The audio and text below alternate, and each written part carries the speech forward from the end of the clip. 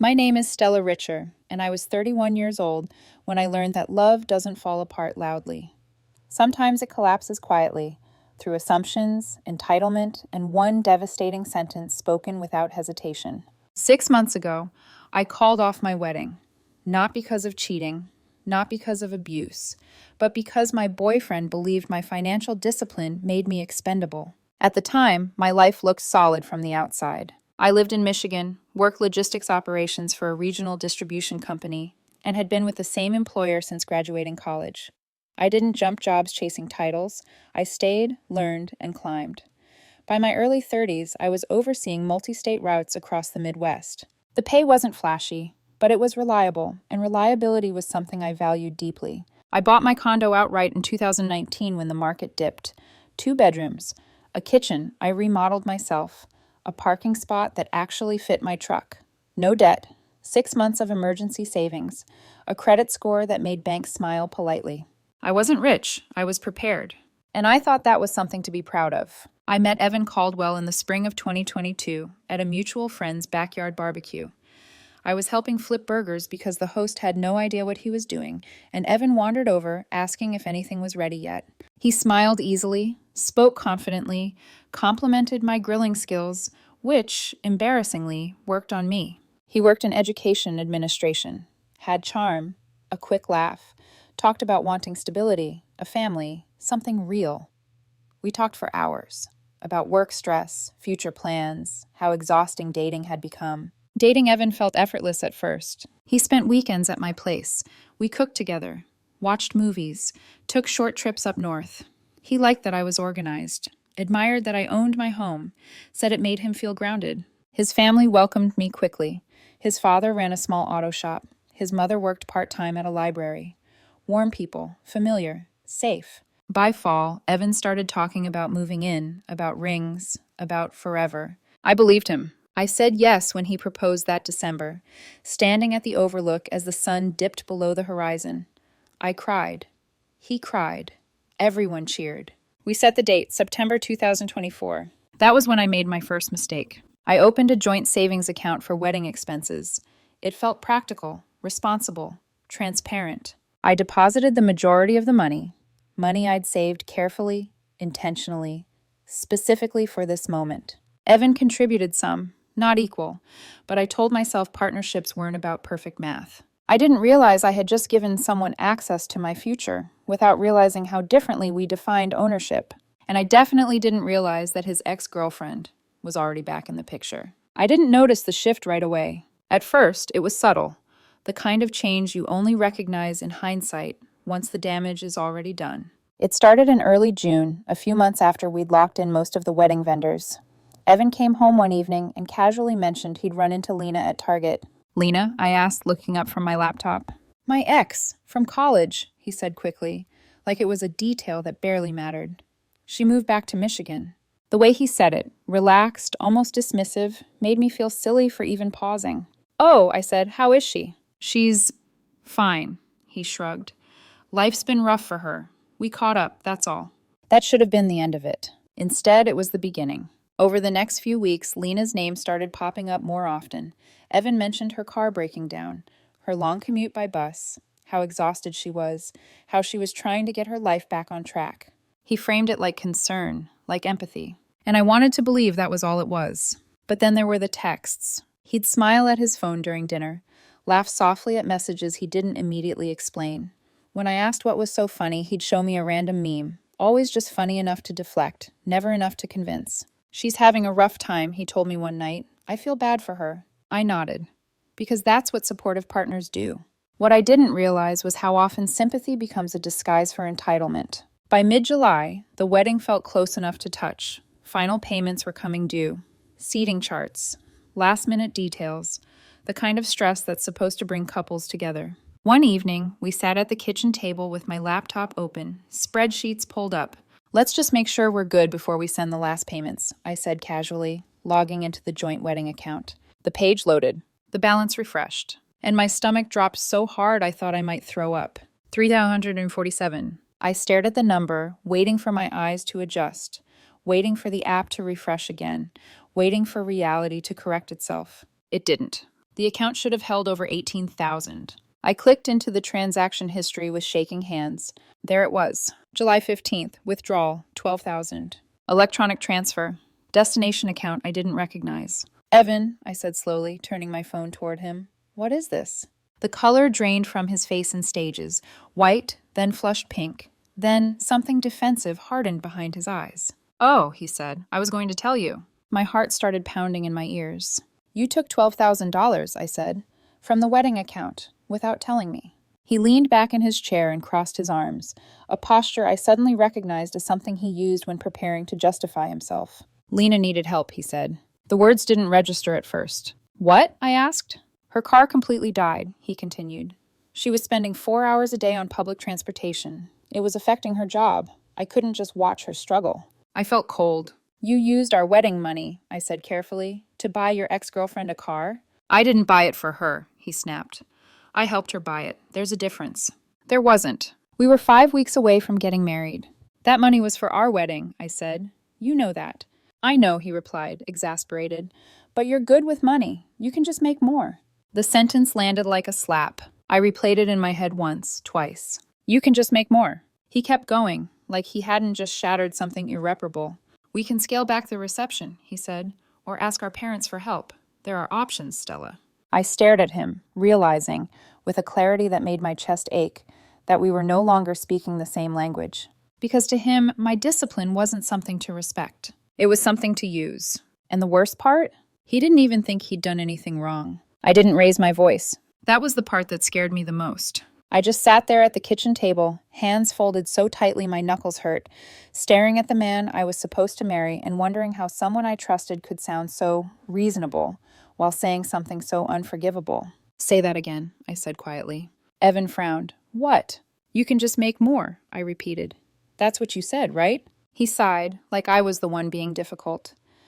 Stella, I didn't mean it like that. I just meant you're responsible. You always land on your feet. I let out a slow breath. So because I plan ahead, I'm the safety net? That's not fair, he snapped. I was trying to help someone who needed it. Then you should have used your own money. He scoffed. I don't have 12 grand just sitting around. Neither did I. I saved for over a year, I said, for our wedding. And you can save again, he said, like it was the most obvious solution in the world. The logic loop made my head ache. He couldn't afford to help his ex-girlfriend, so he took money that wasn't his, then expected me to absorb the loss because I was capable. What kind of car did you buy her? I asked, suddenly exhausted. A 2019 Honda Civic, he said quickly. Low miles, clean title. It was a really good deal. And the title? I asked. He hesitated, just a fraction of a second. Her name, he said. Obviously, it's her car. Of course it was. I laughed then. A short, brittle sound that didn't feel like it came from me at all. You stole from our wedding fund, I said. And I'm the one you're calling cruel for reacting? I didn't steal anything, he shot back. My name was on the account. For wedding expenses, I said, not charitable donations to your ex-girlfriend. She's my friend now, he said sharply. Don't twist this into jealousy. I'm not jealous, I replied. I'm betrayed. That shut him up. For a moment, he just stared at me, like betrayal wasn't a word he'd expected to hear. I should have asked, he admitted finally. I'll give you that, but what's done is done. We need to move forward. Move forward how? I asked. By pretending this didn't happen? By fixing it, he said, together. Together meant me absorbing the consequences of his decision. I stood up and walked to the window, pressing my forehead lightly against the glass. My reflection stared back at me, calm on the surface, fractured underneath. You made a decision you knew I'd object to, I said. That's why you didn't ask. He didn't deny it. I grabbed my keys and left before the conversation could sink any deeper into something irreversible. I drove for almost 2 hours, replaying every word, every justification, every dismissal. Eventually, I ended up at my friend Marissa's apartment. She took one look at my face and said, "Okay, start talking." I told her everything. She didn't interrupt, didn't offer platitudes, just listened. When I finished, she sat back and said, "So your fiancé took your wedding money, gave it to his ex, and expects you to replace it because you're good with money." Yes. That's not a mistake, she said flatly. That's a value system. The words hit harder than anything Evan had said. What are you going to do? She asked. I opened my mouth to say fix it, the automatic response I'd trained myself to give in relationships. But the truth caught in my throat. I don't know, I admitted. Marissa nodded. Then here's your answer. Don't marry someone you're not sure about. Canceling a wedding is expensive. Divorce is worse. She was right. The next morning, I called in sick and made an appointment with a lawyer. By noon, I was sitting in a quiet office across from a woman who'd seen this story play out more times than she could count. And by the time I left, I didn't just have clarity. I had a plan. The word lawyer changed everything. When I walked back into my condo that evening, Evan was already there, sitting on the couch like nothing had happened. His jacket was draped over the armrest. His shoes were kicked off. He looked comfortable. Too comfortable. "Where were you?" he asked, standing up. "I've been texting you all day." "I was talking to a lawyer," I said. The color drained from his face. "A lawyer?" He laughed nervously. "Stella, come on, this isn't a legal issue. It's a relationship problem." "It's both," I replied calmly. "You withdrew $12,000 from a joint account established for a specific purpose without my consent and transferred it to a third party. That's misappropriation of funds." He stared at me like I'd started speaking another language. "You're really going to make this into something like that?" he said. "I was helping someone." "Your ex-girlfriend," I corrected. He paced the room, running his hands through his hair. "I can't believe you're doing this. I can't believe you went straight to a lawyer instead of talking to me." "I did talk to you," I said. "You told me I could just make more." That stopped him. "So what?" he snapped. "You're going to sue me? Ruin my credit? Drag me through court?" "I'm going to get my money back," I said. "However that has to happen." His confidence cracked. "I don't have that kind of money," he said quietly. "You know that." "Then you're going to have to figure it out," I replied, "or get it back from Lena." He sank onto the couch like his legs had given out. "Stella, please," he said. "I messed up. I should have asked. I'm sorry. Can we just move past this?" The apology came too late and without understanding. "What exactly would moving past it look like?" I asked. "You keeping the money gone, the wedding still happening, and me learning to live with it?"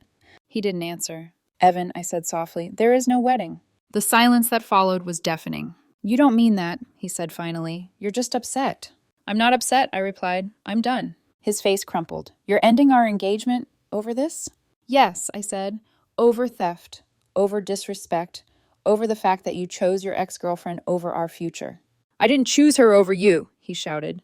"Then explain how giving her our wedding money isn't exactly that." He opened his mouth, closed it, tried again. Nothing came out. "I want you out by Friday," I said. "Take what's yours. Leave the key on the counter." "This is insane," he said, voice breaking. "You're throwing everything away over one decision." "One decision that showed me who you are," I said. "And I believe people when they show me." I went into the bedroom and closed the door while he sat there, stunned.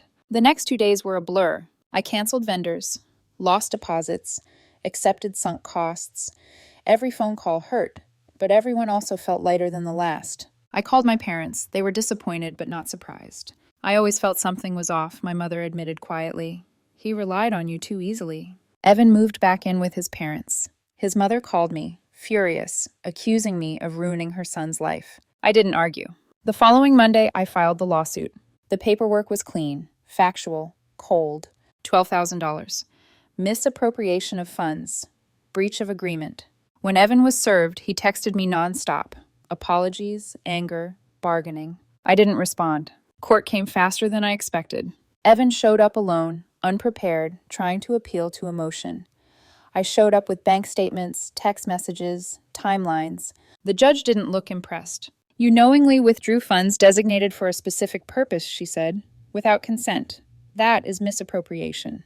The ruling came quickly. Judgment in my favor. Evan was ordered to repay the full amount, plus costs, or submit to enforcement. As I left the courthouse, I felt something I hadn't felt in weeks. Not joy, relief. But the story wasn't over yet, because the car, the one bought with my money, was still out there. And legally, it was never really hers to begin with. Winning the judgment was only half the battle. Paper victories feel good, until you remember that paper doesn't move money on its own. Evan submitted a payment proposal 2 weeks later, $200 a month. At that rate, it would have taken 5 years for him to repay what he took, not including interest. I rejected it, not out of spite, but because accountability doesn't stretch into infinity, just because it's inconvenient.